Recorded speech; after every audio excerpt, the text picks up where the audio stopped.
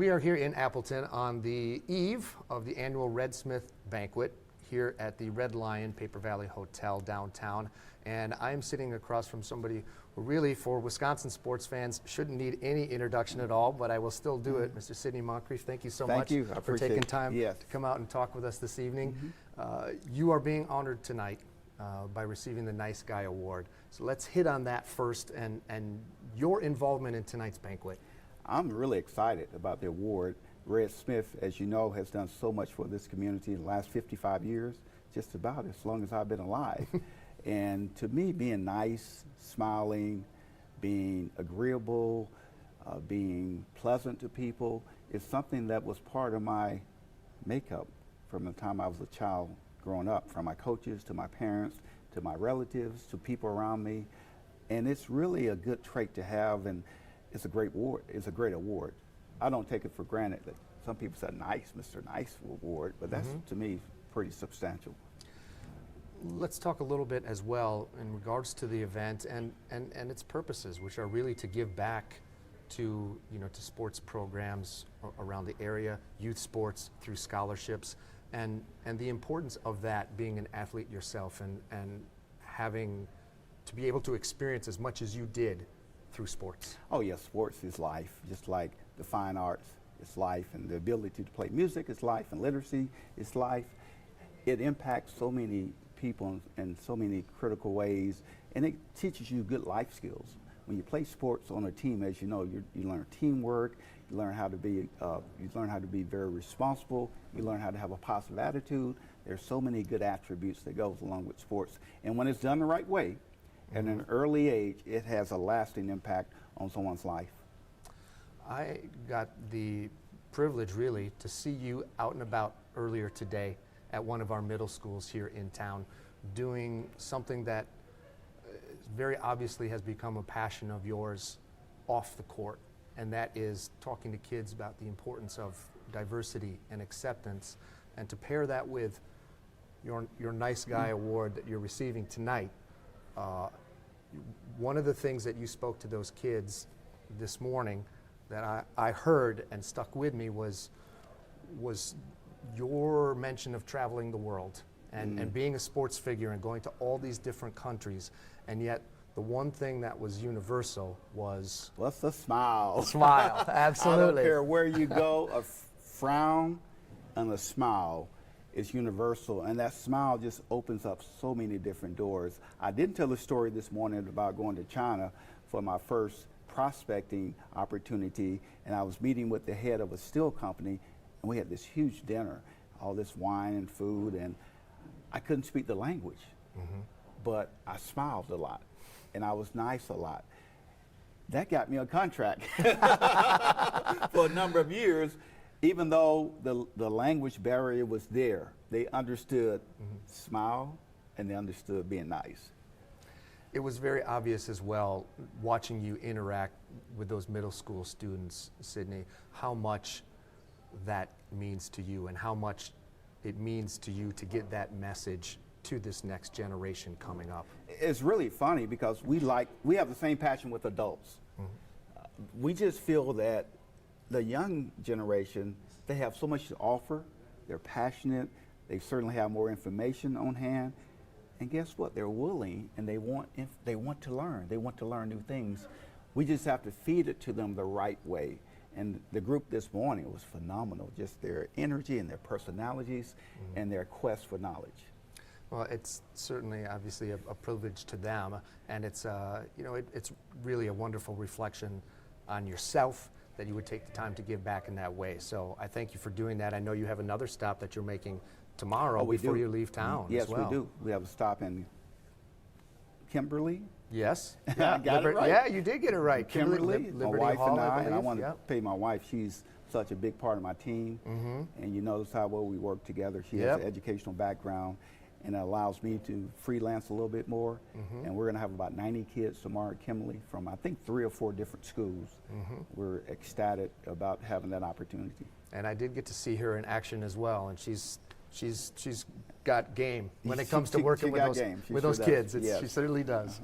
For Wisconsin sports fans, I would be remiss not to talk a little bit, turn the clocks back a little bit to, I believe, 1979. You're a fifth pick overall in the draft for our Milwaukee Bucks. Take me back to that experience and being picked in the NBA draft. It was kind of weird because I'm from Little Rock, Arkansas, and I remember knowing the 5 teams that were the top 5 picks. We had LA Lakers, we had the New York Knicks, we had the Chicago Bulls, we had the Detroit Pistons, and we had the Milwaukee Bucks. The only thing I knew was 4 of those places were cold.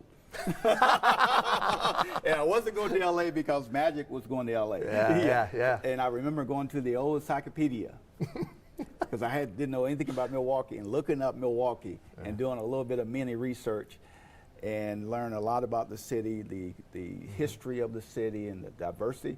It was one of the most diverse cities in the country. It was a melting pot for a number of ethnicities would come to Milwaukee because of the factories and all the jobs that were available. And it was a nice experience. I would not have traded being in Milwaukee and Wisconsin for LA, New York, Chicago, or Detroit. It was just a great experience.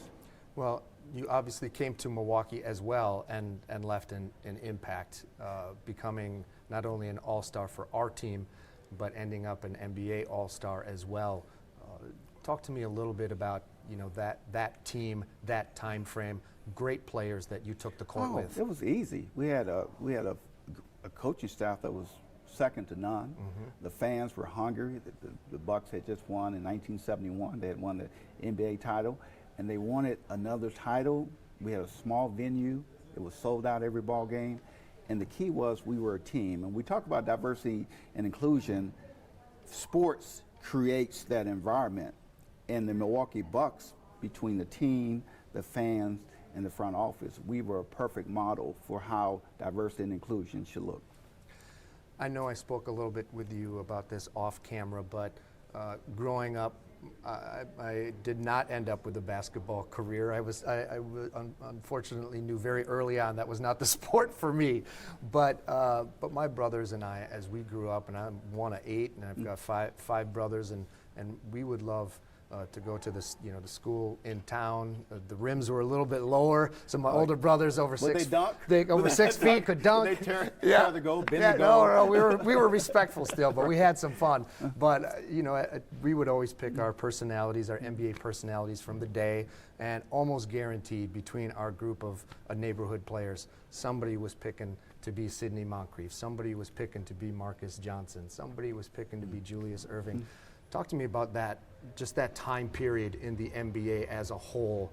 There were some amazing players. There were some great players, and as a player, you don't really think about your impact. It's kind of funny. You should think about your impact because when people are out playing pickup games, like you said, I've heard that a lot of times. I used to be you when I was in the playground playing basketball. Now, as a player, you never really process that. You're out there just balling, and you're out there just playing basketball. But I think that we had the type of players that were quality people. We were not perfect people. We were quality people. We wanted to win. And I think here's the difference. We all came from winning college programs, and we stayed 4 years in school. And that continuity, that ability to be a team and to want to win at a high level was easier for us than maybe it would be for most players.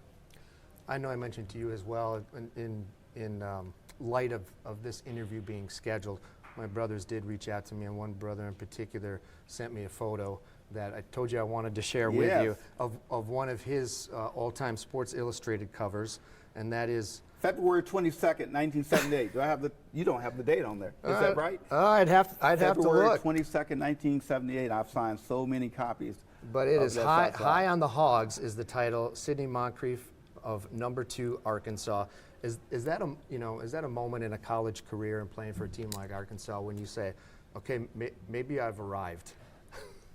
I didn't think about it a lot because I was too busy playing. We had Marvin Deff, Ron Brewer, and myself, and we were all just great players.